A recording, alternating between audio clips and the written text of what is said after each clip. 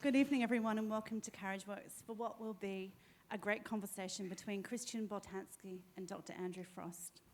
I'd like to acknowledge the traditional owners of the land, the Gadigal people of the Eora Nation, and thank elders past and present for allowing us to be here tonight.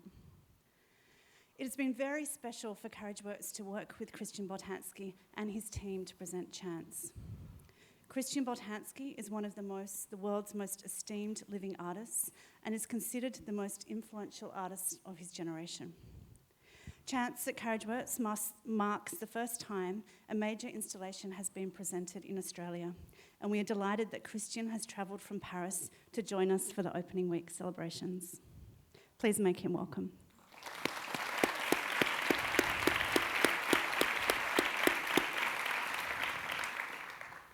Dr. Andrew Frost is an art critic, writer, broadcaster and lecturer. He is a regular contributor to the Sydney Morning Herald and is the art critic for The Guardian Australia. Andrew is much loved for establishing the very highly regarded The Art Life, which has, for almost 10 years, documented, chronicled, criticised and celebrated contemporary visual arts in Australia. Please make him welcome. I thought we might begin by talking about your ideas and thoughts around your work to begin, and then we may revisit some older pieces and perhaps talk around those works and to them, and then perhaps conclude around a discussion of the installation here. Sure, it's perfect. Is that okay? Yeah. You were once quoted as saying that your life is about making stories. What are the stories that you want to tell? I think, in fact, my work is to ask questions for myself and to ask questions for the others. I mean, I have no answers, but sometimes a question can give the idea of another question. In a case, like everybody, I have some question with no answers, and I think it's impossible to find the answers. But in my work, each piece is in relation with some kind of a question. And, to speak about the beginning of my work, it was something totally stupid. I was I didn't go to school, and I stopped to go to school very early. And after only by chance, because I was so stupid, and one day my older brother said, "Oh, you have made a nice drawing," and it was the first time that somebody said that I've made something nice, and I decided to be a painter. And I had nice parents, and because I was too stupid to go to school, and say, "Okay, stay at home, and we're going to buy you some painting, and you can make a painting if you want." And I began like that. But in any case, that was really some kind of a beginning, and a rather bad painting, I suppose. But the first time I really understood something, I was something like 22 years old, and I was with my parents in cars, and I understood that my childhood was finished, and that my parents are going to disappear, and all that is going to disappear. And I was a little frightened, and I decided to try to preserve things. And very quickly, I understood that it was totally impossible to preserve something. And in fact, I can say now that I'm rather old, that I failed all my life, because all my life was to try to preserve the memory, to fight against the fight of dying, and it was totally impossible. And perhaps the only thing I have done is to show how impossible was this fight.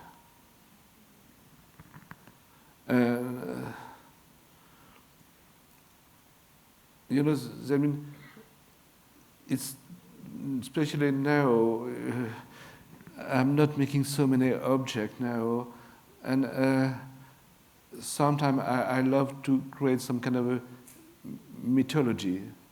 That means, by example, for the piece who is in Japan and the Inside Sea in Teshima, I collect art beads, and I have now more than 80,000 art beads from different countries. And it's not necessary to go there. For me, it's enough to know that this place exists. Next year, I'm going to make a rather large piece in the north of Chile, in the desert. And it will be very difficult for the people to go there. But it's not necessary to go there. It's only important to know that somewhere in the deserts of the north of Chile, there is this piece.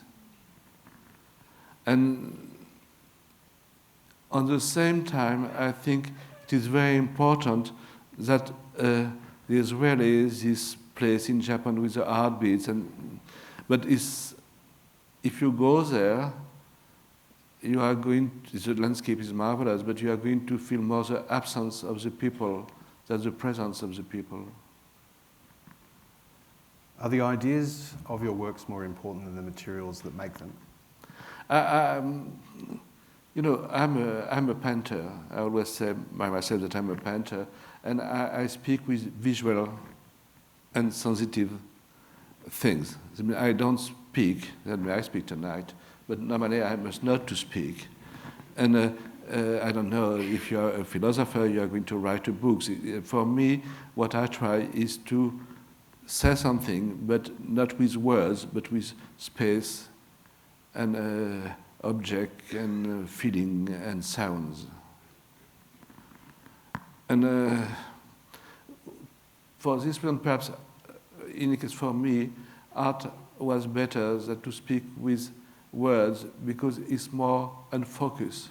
What is for me very interesting in visual art, that is not focused. And each one can see what he wants to see. The words are perhaps a little, not the poetry, but the other words are a little too much focus. The table is a table. And when you make a painting, a table is at the same time a table and a dog. And somebody can see a dog and somebody can see a table. And for this reason, it was easier for me to work with visual things. But it's sure that it's, to be very pretentious, what I try to do in a visual way is a little like to say a little Zen story. It's a little story, generally there is a question at the end, and people can take what you want to take. But like, perhaps I work a lot with dead Swiss. And it's in the tradition of the vanitas. But I don't have to speak about the fact of vanitas. It's only to say dead Swiss is enough, and because I choose the Swiss because most of the Swiss are rich. It's a neutral country. They are very clean, and at the end they die. And for this reason, they are more universal. They have no reason to die, but they die. And I wanted to choose something with not historical reason to die. But the pieces, it's not only that, but it's also a piece about vanitas, because I have something like 20,000 photos of dead Swiss at home, and they're all, they are dead now, but when the photo was taken, they were alive, and they are not all of them are happy, smiling, and in the old tradition, now only ashes, but it's a very old tradition. It seems to me that I'm a contemporary artist, but I'm not a modern artist. That means there's no progress in art. That would be the most stupid thing we can imagine, that imagines there's a progress in art. The art is not better now than it was a few years ago. I'm not so sure, but we can say there is a progress in science, but in art there's no progress. And there are... why is there no progress? Are we always returning to the same questions, to the same thing? I mean, the question was the same from the beginning of the time to now, and there's very few questions. The questions are looking for God, why we are going to die, sex, the beauty of the nature. I mean, perhaps there's these 10 questions that people can ask, and for each period, we are speaking with the language of our time. I mean, I use the words of now, but the questions are always the same. And if that was something very difficult for me when I understood that. If I was born 20 years before, perhaps I shall be an abstract expressionist artist. I mean, at the same time, we are somebody, but the way to speak is in the spirit of the time. And you can recognize a painting of the end of the 18th century and a painting of the beginning of the 19th century. I mean, we are free, but we are in a time. But the questions in the case are always the same. Do you think there's a fundamental importance to those questions, and is that why you think perhaps that you're drawn back to them? I think that there is some luck, and people are looking for keys, and these questions are locked because it's very strange, for example, to die is something very strange. You are somebody because you know a lot of things, and you have a memory, and you know where's the best cake in Sydney. And if I kill you, you're only a piece of shit. I mean, it's a real question. I mean, and there's no answer. I mean, people are looking this answer for now thousands of years, but they didn't find it. Is this why perhaps you think you were drawn back to those questions? I think, what is an artist is something rather strange. We can speak only about something that everybody knows. I mean, there is always this joke, the first man go to the moon and somebody asks him what the moon looks like, and he said the moon is like a baseball field. Because how to describe something that nobody has seen? And by example, I can tell you I have a terrible headache, but that you can understand because you had a headache before. And your headache is not my headache, but there's something in common. But if I tell you I have a hurt in pancreas, I hope you can say what it is. I mean, the only way to speak is to communicate, to something that everybody knows. And the only thing an artist can do is to, like when you have a text in a book, you put the finger on a word, and people can see this word a little better. And it's like that and like that. And the question I always ask, and with different way to ask the question, and perhaps people can also ask to themselves what that means, why I'm here. But what I said before, the beauty is, for me, is because it's imprecise. And by example, I'm going to speak about my own work, but perhaps tomorrow I shall have another idea about the same work. I think very often I can read my work again.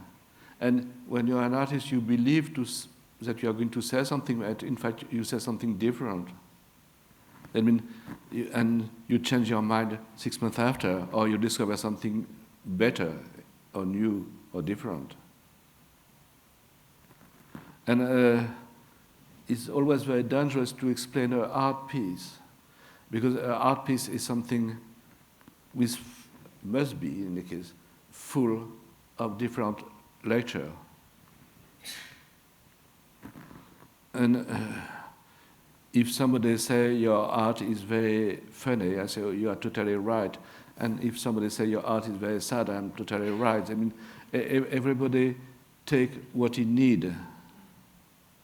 Do you feel there was a time or a moment when this idea of asking these fundamental questions came into focus?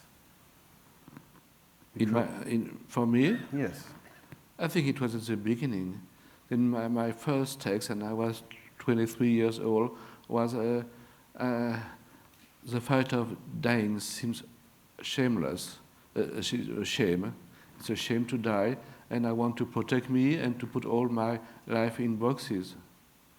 And at the end, this is what I have done in Hobart, in Tasmania.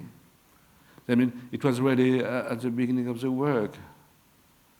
Well, I want to ask you about that piece in Mona in a little while, but this seems like a very appropriate point to look at an early piece.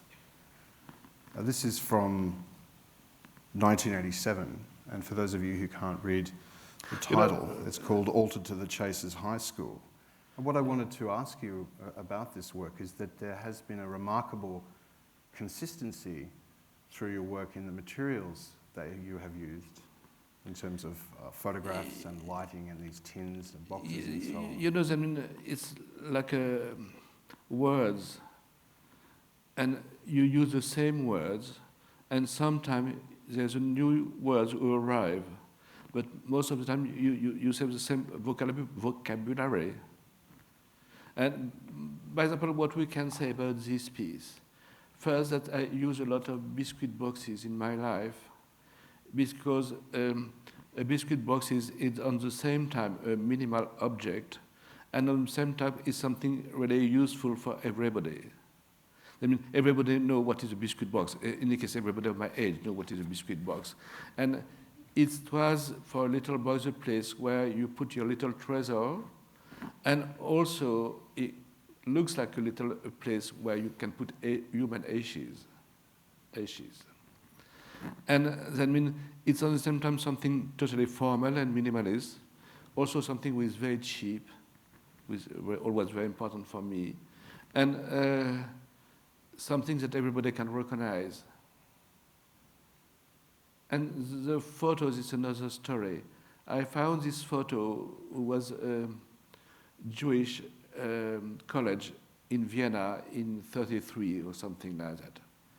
And it was a group photo, and when I blew up the faces, they looked like skull. And on this time, I imagined that everybody was die after. And in fact, the man who is on the left, I suppose, who is like that, I met him in New York in 70 or 82 or 84, no, 88, excuse me, in 88. And on this time I thought it's good because in the photo, in the group photo, is the one who is making the stupid boy, you know. I mean, there's always in the group stupid boy, and it was this one, and I said that's why he survived. But in fact, after I also knew another girl who is on the photo, and that means there's already two of them who didn't die.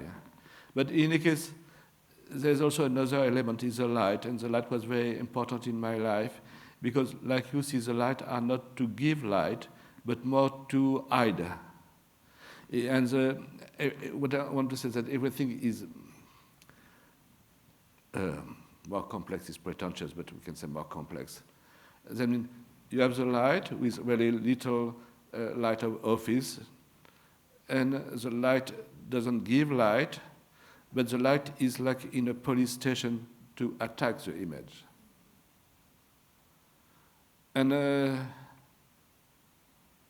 And also, what I must to say is that I was born during the time of the minimalists, and my form is more or less minimalist. And to say something totally stupid,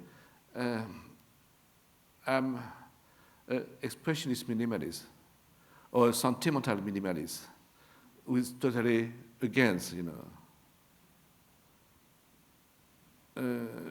Because I speak with a form, with minimal, but my feeling is more sentimental or expressionist. And I believe that I was lucky to be born at the time of the minimalists, because it's colder me. It gave me the possibility to be more cold. But there seems to me an elegance to the works too. Perhaps, yeah. But in any case, that means there's very few elements in my work. What you said, there's a cloth. Then, just at the beginning of my work, I thought that a used cloth, a photo of somebody, and a dead body was the same thing. I mean, it was an object in the relation of a subject was not here anymore. I mean, you have a photo of somebody, but you have not the person. You have a used clothes, but you have not the person. And for me, there's always a lot of people, because there's a lot of names, a lot of photos, a lot of used clothes. I made a lot of books with only a list of names, because if you say a name, that means there was somebody. In fact, I think the big question of my life that I really believe that everybody is unique, and at the same time everybody is so fragile. I mean, everybody disappears so quickly, and you have this thing so strange that everybody is unique and for this reason very, very important, and everybody is going to disappear so quickly, and nobody is going to have the memory of your great-grandfather. And it's also strange. And to try to preserve that is totally impossible. I mean, I told you in Japan I have 80,000 art beads, but I have nobody. And some of the art beads of dead person, but if you go there, you have nothing. I want to have a look at another work now that's perhaps a little atypical in the sense that it strays a little away. This is a collection of 4 works: Dog in Street, Toys, Bath Time, and Children Playing from 1991. And this is actually in the collection of the Art Gallery of New South Wales. I didn't know that. I was curious about your use of photography and what draws you You to know, these in fact, images. I'm often in Germany, and I was in Berlin, and I found at the flea market a photo album. And it was a photo album around, I think, beginning of the 60s or the end of the 50s. And I tried to understand who was these people. It was a little strange photo album. It was 2 boys, and the father took the photo all the time of the boys. And you know, the photo album is something also strange, because most of them photos the ritual. I mean, by example, you have always, I don't know, people going to holidays. I mean, nearly all the photo albums are the same. This one was a little different, and for this one I was interested into this photo album. And I have a special relation with the photo, because also, like we said, the photo is not the reality, but it looks like the reality. It looks like, there was one day this dog. And for me, for this one is moving, because this dog is dead already, but we don't know not so many things about this dog, but we know that there was a dog. And for this family, I don't know the name, I don't know who they were, if they were nice or bad, but I know they were. I have made a very large work a little later called Menslich, and is something like 1,000 photos that I've used in my life. And in these photos, there is some criminals and some victims. There are some ordinary people and some really bad people. But it's a piece of the cemetery. Now, when you look at the work, normally it's a very large work, but like a tomb, all the photos are in the wall and it's very dark. And the only thing you can say is that these people were menschlich, they were human. But we don't know anymore who was the good and who was the bad. And in fact, the victims and the criminals are the same. Then there's the same face in the case. And The only thing we know is that all these people are dead, and that's the peace of the cemeteries. I mean, they are in peace, good and bad. Do you accept the ambiguity of the photographs when they are incorporated into your work? Because they suggest any number of interpretations. Yes, sure.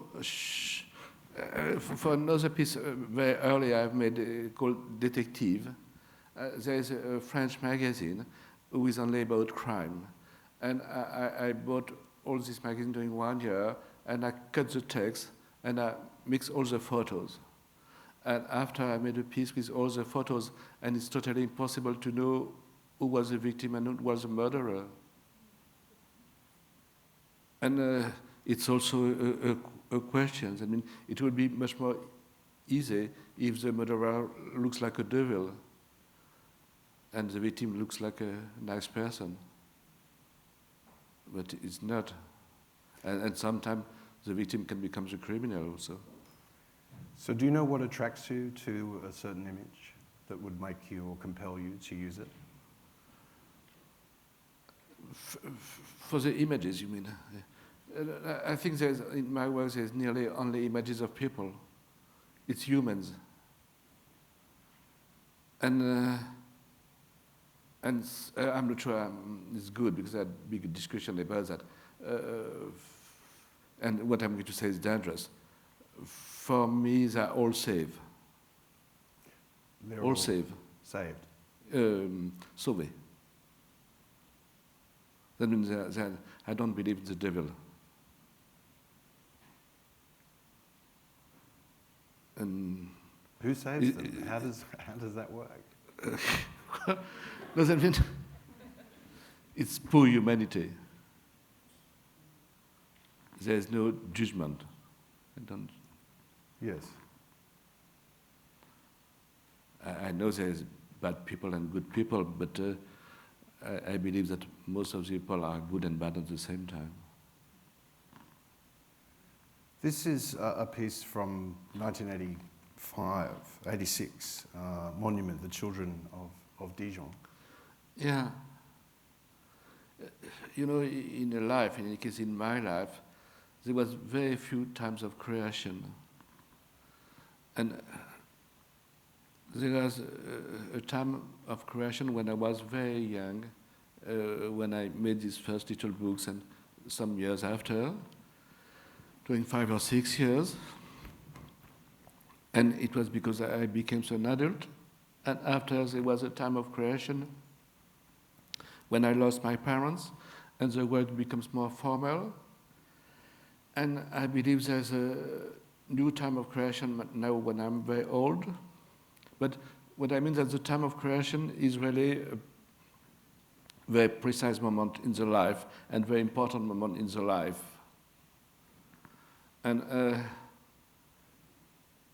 that was when I lost my parents, and my work becomes more visual, much more visual. And I began to create big installation, very large. And I don't know what a psychoanalyst can say, but perhaps because I was free. And in any case,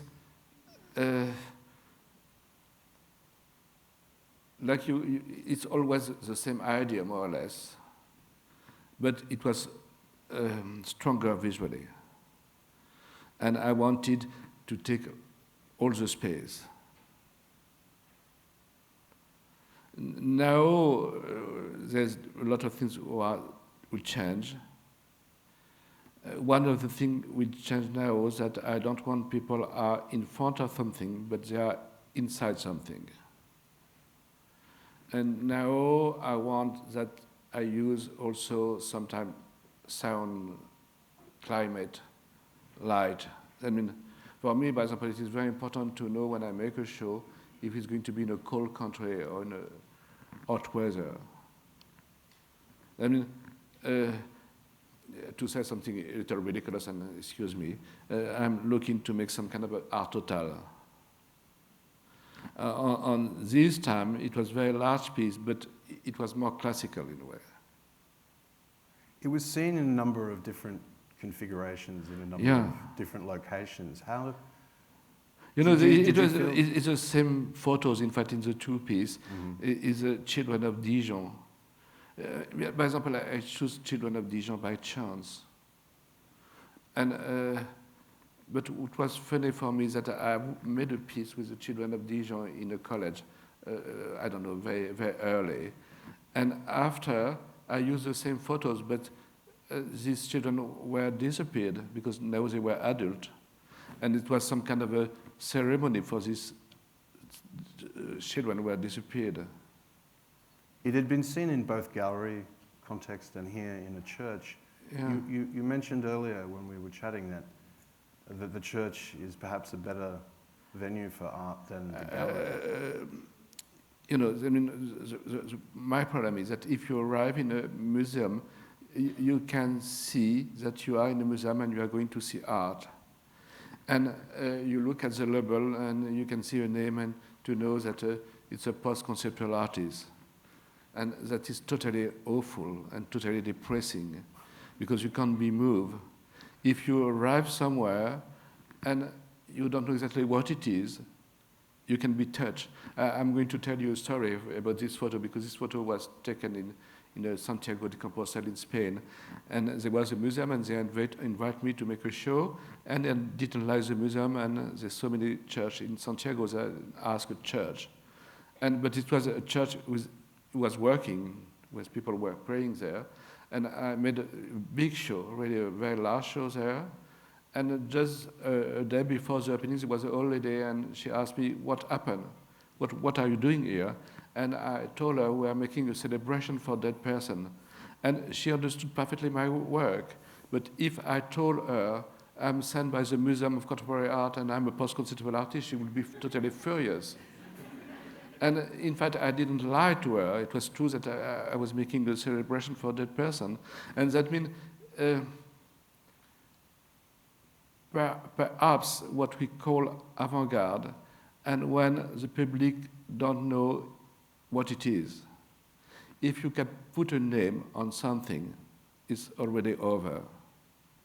And perhaps then I'm an artist and the only thing I can do is to make art, but perhaps you have a small time where it's on the edge and people don't know exactly what it is. That means if I began to cry here, you are going to say he's a very bad actor. But if I'm in a cafe and I began to cry, you are going to be moved. I mean, and for this reason, it's sometimes easier to work outside of a museum. And also because a museum is a white cube, and a church or a garage or a factory are a place with a lot of memory. A lot of people were there. And for this one also, it's better, it's easier. This is a piece from 2010, which was staged in New York, Yeah. No Man's Land.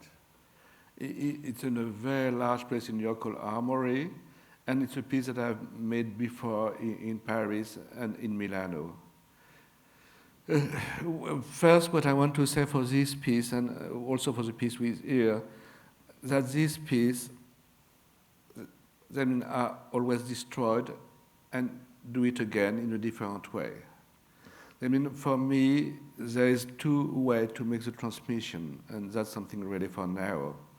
There's one way with more Occidental and Christian by the relic, by the holy relic. And you have a Van Gogh which is so precious, and you must make a big trip to look at it and all that. And there's another way to make a transmission, like in Japan, with by the knowledge. In Japan, the temples are rebuilt every 10 years. The Zen garden are remade every morning, but you have people who are called national monuments because they know how to do it. And for me, in my case, what I try to do now is not to have the transmission by the object, but by the knowledge. And these kind of pieces are rebuilt each time in a different way. For example, for me, the best time I've made this piece was in Milano, for example. But each time is different. And the last time I made this piece outside in Japan with a lot of sun. I mean, each time is totally different. And in any case, it's a piece with also about chance. But, you have all these clothes. There's something like, 10 tons of clothes. And that means thousands and thousands of people. And you have this, I don't know what you call that. A pyramid, perhaps, a mountain. Machine. Clothes. And for me, it's the finger of God. He take one or another one. That means the finger of God is always on us. And he can take this one or this one. And especially when you become old, you see your friends dying around you, and you always ask, why not me? And but you have always this machine there. And it was some kind of visualization of that. And in fact, it was also, on this, when I made this piece, and I believe always a little that, but not. I thought if there is a God, he doesn't know us. He's like us when we walk in a forest and we kill some insect. He's not against us, but he doesn't know us. And this machine is blind. And then he's not against one or against the other. He takes what he can take, that's all. And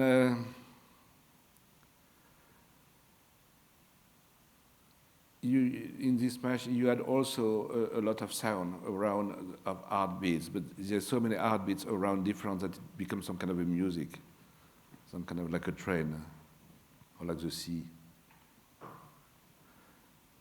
But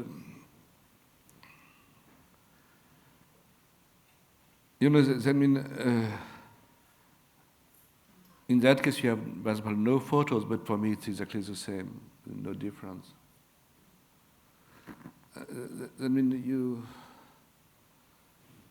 You try to find the best way to say what we want to say, and there are no special things.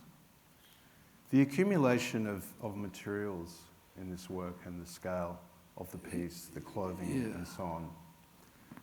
I was somewhat taken aback when we were chatting the other day, and you said to me that you had never made a work that directly addressed the Jewish Holocaust. Yeah. And yet that reading or that interpretation of the work has been made many times. Yeah. Do you feel that you have a responsibility to that interpretation? Absolutely. Now, what is sure is that, for me, at the beginning of a life of an artist, there's some kind of a trauma. And most of the time, it's a psychoanalytic trauma. But if you take Louise Bourgeois, who is one of my favorite artists, there was this problem with her father. And I think we have some kind of a problem, and all our life we try to speak about this problem. And for me, it was perhaps not psychoanalytic, but historical problem, historical trauma. When I was 3 or 4 years old, all the friends of my parents were survivors from the Holocaust, and they spoke a lot about that. And my father was high during the wars. It was something totally present when I was a very little boy. And it is sure that it made me.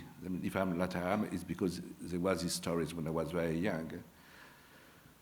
On the other way, it seems to me that it's totally impossible to speak in a direct way to the Holocaust, and also the art must to be universal.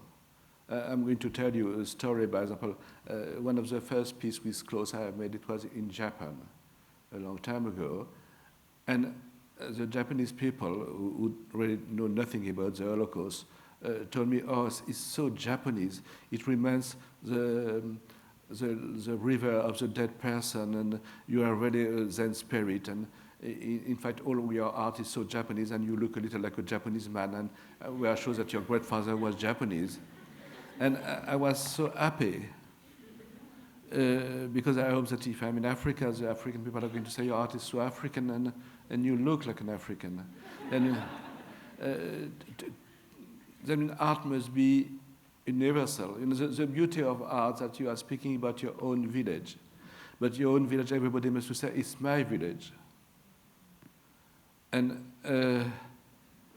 by example, with this piece, there was some people who spoke about the Holocaust. For me, it was not, but it's possible. For me, it was also an earthquake. And when you are earthquake somewhere, you're always full of, I don't know the reason, full of clothes on the floor. And why this city is destroyed and not the other city? I mean, you have always this question. Why, I'm not a believer. I mean, I speak always about God, but I'm not a believer. But why God decided to destroy Haiti, And it's more about that about directly the Holocaust. But it's also possible to understand that by the Holocaust. And in any case, what is sure that I understood very quickly that everybody can kill his neighbor. That is something that I'm totally sure. And the humanity, I love the humanity, but the humanity, everybody can kill his neighbor.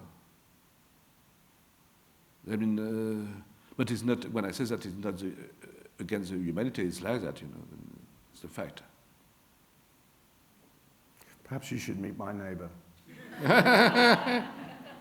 This is the last older work that I would like to talk about. This is called The Life of CB, 2010, and this is a piece that you made. No, it's my home. This is a piece that is sitting in the Museum of Old and New Art in Tasmania. Could you tell us what this work is? It's a long and sad story.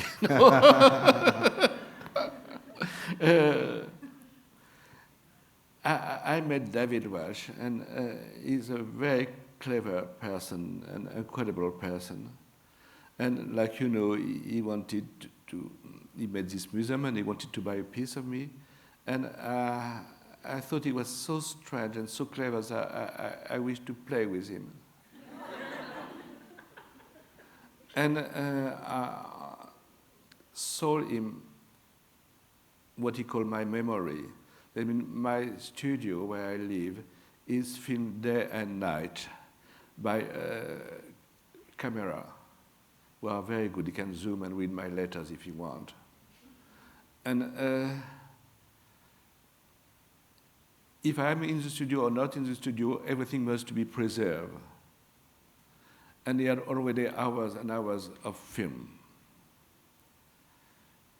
And what interests me is that he's going to see me older and older. And in fact, he's going to have so many hours of my life, but he's going to have nothing. Because if he wants to look to my life, he could not have his own life. If you look at the life of somebody else, it's impossible to do something. You're only looking at the life of somebody else. And there was this piece, and there was also a funny way to sell the piece. I mean, I sell this piece as a price, and I give him a price. And I decide not to ask him the money now, but he must to give me some money every month. And he decides how much he is going to give me every month, like money, until I die. And now, in 5 years, he's going to give me back the money I asked for the piece. I mean, if I die in 3 years, he make a good business. If I die in 10 years, it's a catastrophe for him. And he told me, I never lost in my life, and I'm sure you are going to die now in 5 years, before 5 years. And who knows? Perhaps he's going to win, I hope not, but he has a lot of, it's very possible that he win. I'm rather old and not so good health, and but in any case, he told me really that he never lost, and somebody who says that he never lost is somebody very strange, because that means he's stronger than God. He's stronger than the chance. You once compared him to the devil. I was wondering if... No, it was only a joke, because there's a devil of Tasmania, like you know. In any case, it's like that. He sends me money every month, and sometimes I say, hello, hello. That's all. I have never any communication with him. He never phoned me or sent me a mail. But I know that he look at me. Is this the reason that you prefer not to visit Tasmania? To only communicate via the work? I think in a way it's better, better to I think he understood that, and I think it's better not to be friends. Because he played with my own life, But it would seem that when you die, that this work will finish. There is no more work. Well, what I wish, what I want, that if we have thousands and thousands of hours, to make them quickly, 3,000 times more quick than the reality, and to have a possibility to stop the image. And sometimes you can catch me, sometimes you can't. Because also a life is so short, that means very quickly, and sometimes you can stop the image. Well, that brings us to this work. I should add here that I have put the year 2011 here, which of course was its first version, but this should in fact be 2014. The first time I showed this work was in Venice 2 years ago, but it was totally different. Each time I love to transform the work, and because it's some kind of a collage with the space, and also it's very, very interesting for me to transform the work. And the first idea for this work, which is a totally stupid idea, was one day I told to myself, if I am what I am, it's because my parents made love at this precise second. 1 second after, I shall be totally different. And it is a strange question because we are so important for us. And to imagine that we can be somebody else. And also, I was during the war, and if my parents abort me, another child can be born. That means first they must abort me, because it was during the war, it would be normal. And also, if they did that, I'm sure that a few months after, at the end of the war, another child arrived.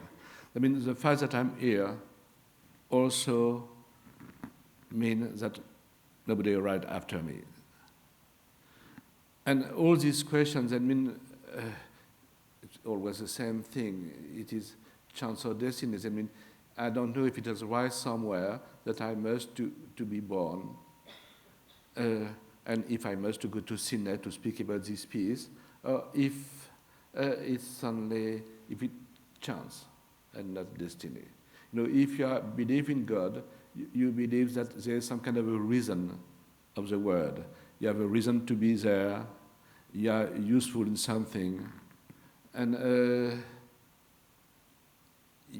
if you can't understand why you are useful to do that, but it's in a big drawing. If you are not religious, you believe only it's totally in disorder and totally by chance. And you have all these babies are Polish. At home I have 6,000 Polish babies, very quiet. And I took this baby because they are so young. They are 2 hours life. Because in fact, in the big newspaper of Warsaw, each Saturday they put the photos of the babies who are born during the week. And they do that to sell more copy, because each father bought 20 copies of the newspaper to see this baby in the newspaper. But in any case, for this one, I'm full of Polish babies who are especially ugly. All the babies are ugly, but these Polish babies are very ugly, I can say, because they are so young. And I wanted to have something where it is the beginning of something, beginning of a life. And you have a free ordinator, free computer, and this free computer, time to time, stop the machine with the machine for me is a little like a big machine to create babies, and stop the machine, and there's a camera who film. You have the ring, camera who films the baby, and the machine go. And that means one of the baby is choose. We don't know if it choose for a good or a bad thing, but the computer choose one baby, by chance, apparently. And it's like, we have so many possibilities to make babies, and one day we decide to make one baby. And that's the ordinator who does that. And you have these numbers. It's all the people who die in one day, second by second. There's something like 4 people who die every second. And there's 6 people who are born every second. And that means it's a rather optimistic piece for me, because that means things go on. We are going to disappear, but there will be other artists and other people who are going to be in this room, and things go on. And that's for me very optimistic. It was somewhat confronting for me to discover that there are 200,000 more people born every day than die. Yeah, but and it's with good. The machine, for me, it's good. For me, it's something good. First... it just feels like the numbers don't add up or even out in some way that feels sustainable. No, what is the question that everybody is so important, and at the same time it goes so quickly. I mean, when I understood that there was 4 people who die every second, I was not so afraid of the fact of dying, because it's something so normal. And at the same time, all these babies will look exactly the same. Each one is different. Each one is a person. Each one is going to have another life. And each person who died had another way to die, and the person who is born are going to be different. I mean, perhaps what fascinates me is the individuality and the numbers. So many people, but it's not so many people. It's one who loves spaghetti and the other who loves the football, And that's, I think, is something that fascinates me. So many people. That's people who are born. But you can read this piece like all the piece in different way, because what I told you, in a way, it's also a factory of babies. And it's like the Chaplin movie, The Modern Time. It's a big machine to create something.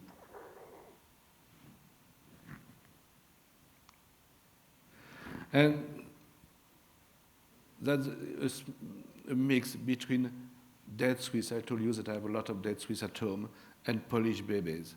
And I choose the beginning and the end to create faces, and I think you can create, I don't know how many thousands of faces, different faces.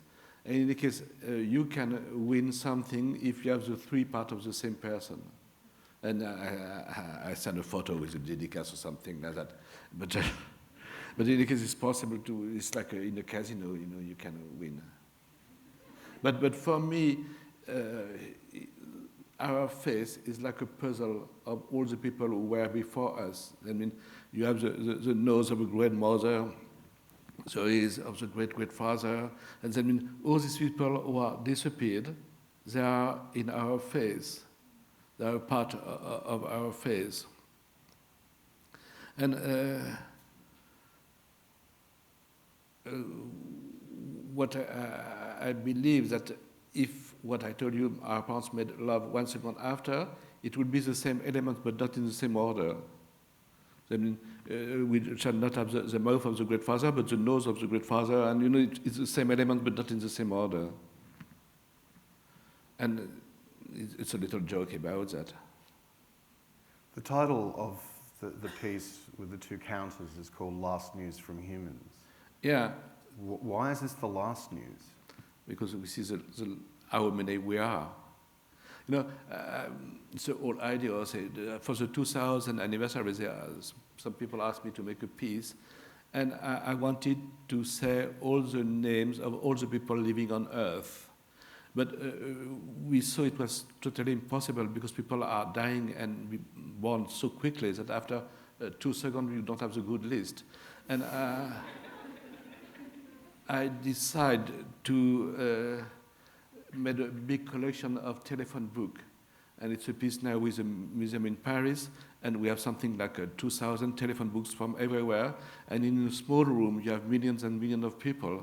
And it's also very useful because you can read the telephone book, it's possible, and if you want to order a pizza in Singapore, you have the telephone.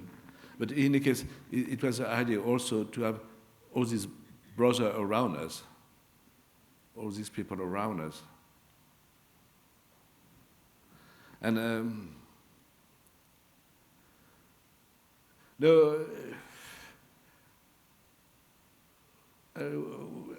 I think in a life like me, I had very few ideas. And it's nearly the same idea for now 40 years. And we repeat and we repeat the same ideas, and we try perhaps to understand a little better. In any case, we try to be better for ourselves. I mean, I'm sure that I'm more happy now than I was 30 years ago. And I think I was so lucky to be an artist for this reason. You know, it's like a very long and naive psychoanalyst to do that. And you are no more less afraid, by example. Do you feel that you are an optimistic person? Very optimistic person. Yeah, I mean, I love life a lot. I mean, I love to eat, and I love life. And but perhaps, you know, I mean, if I was not an artist, if I was so lucky to be an artist, I shall be a mad person. That's possible. In any case, but also the beauty to be an artist that at the end you becomes your own art. You know, it's fascinating when I look to a photo of Giacometti, how it looks like a Giacometti piece, and Francis Bacon at the end of his life look like Francis Bacon, and like a joke, I always say that I looks like a biscuit box. And but it's true. I mean, you disappear and you becomes your art, and it's much more easy not to live but to be under your art.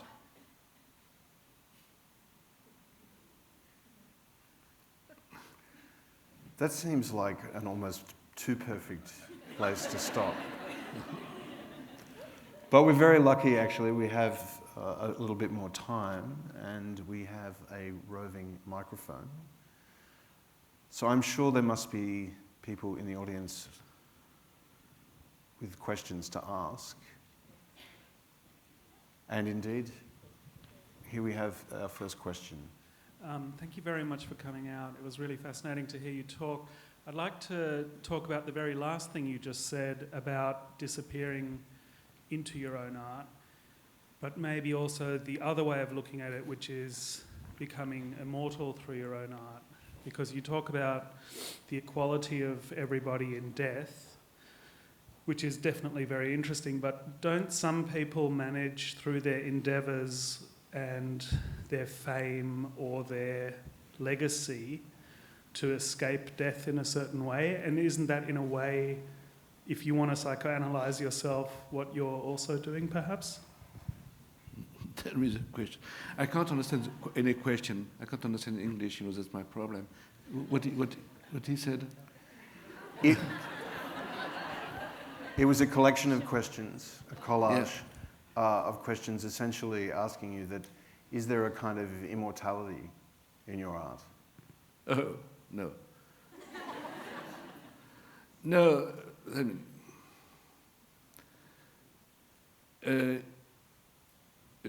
not at all. But the only thing that when you're an artist, you have sometimes the opportunity to touch somebody you don't know. And it's also to be lucky, the possibility to do that. And sometimes you can touch somebody who is very far from you, and you can give him emotion. And I'm very happy of that. And you can be dead and sometimes give emotion to somebody after the fact you are dead. But it's not so often, but it can arrive. To say a little more about what I've said before, what I'm going to say is a little too Christian, but on the time it's a little true. Christian is my name, but it's not the same. I suppose, and I thought that more you work, more you have a mirror in front of your face, and everybody who look at you, look at himself, and you are no more like a mirror, and everybody is going to say, yes, it's me. How he knows that about me? How he knows his feeling about me? And you have no more face. You are only the reflection of each person who look at you. And that would be in any case marvelous. You are the desire of the other.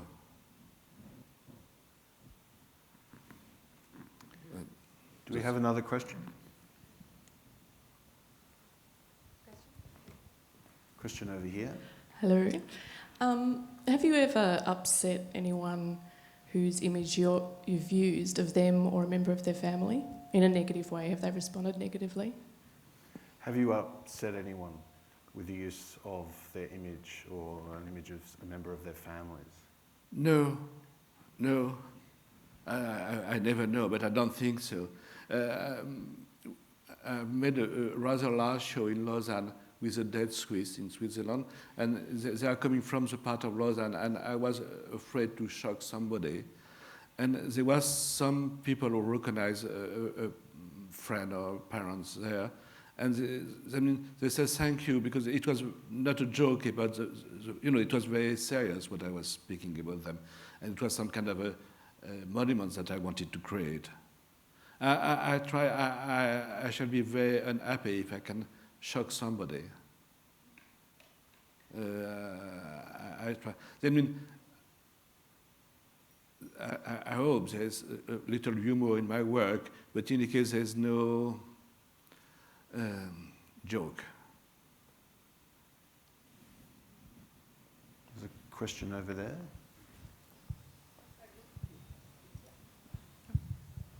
Hi, thank you for your work. You mentioned that if we believe in a God, we believe there's a reason or a meaning behind things happening.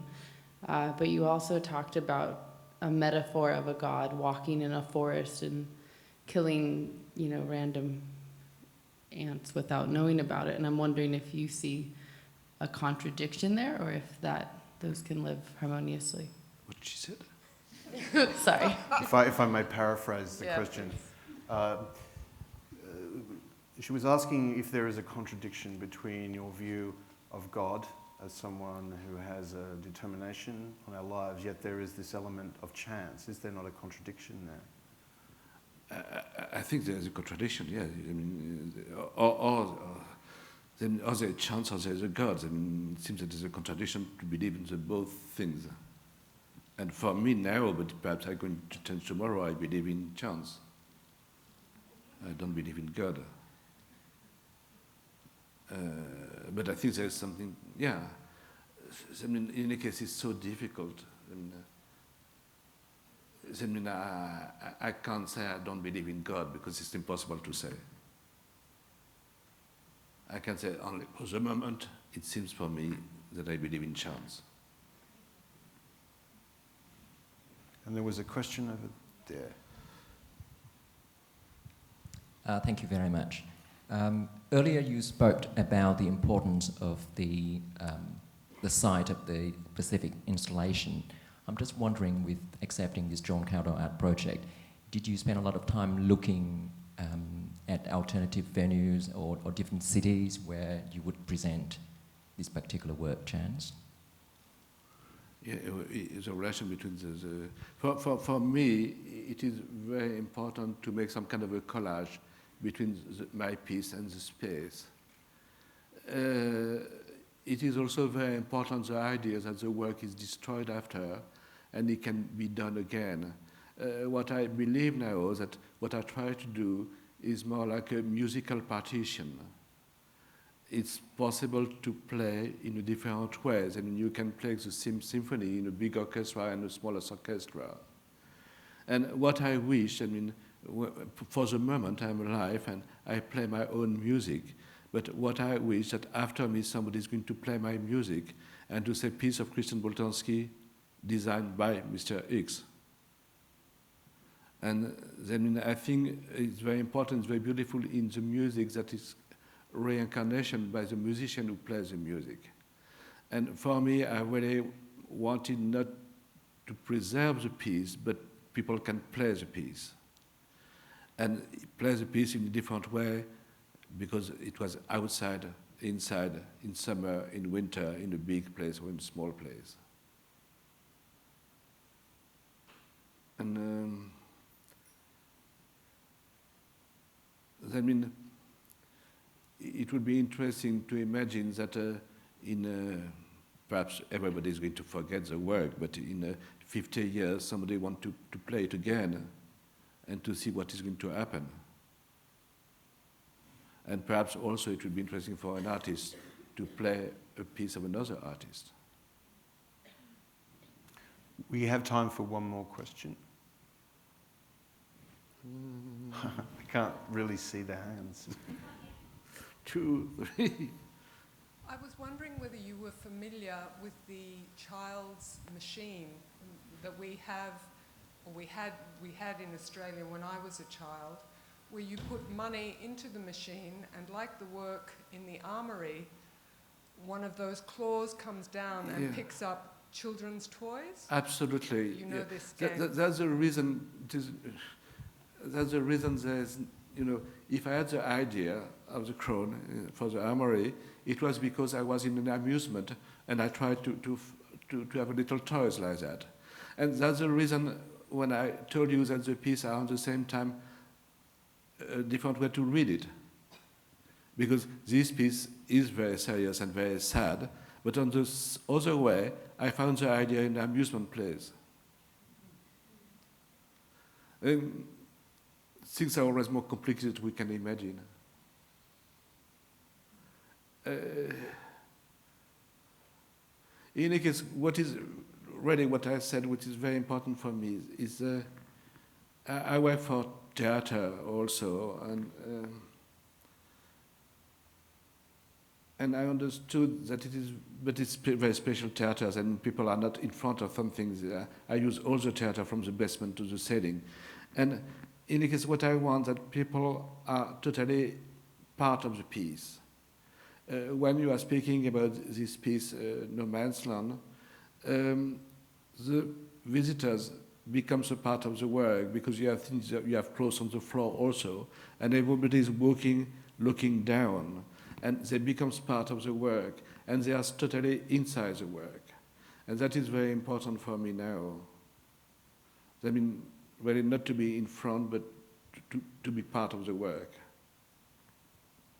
And there's a lot of things we can say. For example, I'm very interested now with internet, because internet and with Facebook, with something so incredible.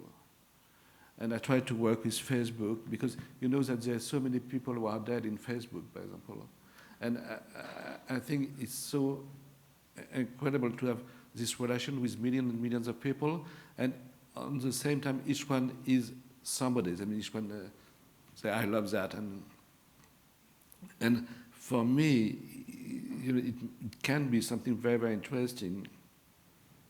And also, for example, now I'm making 10 movies by month, and I use internet to send that to people who are very far from me. I mean, I try, and it's normal, I use the language of my time. But to say something, what we said before, to say something was always the same, but I use the language of my time. And internet is something that will change a lot of things, I think. Well, thank you so much, Christian, for talking with us. Please join me in thanking Christian Boltanski.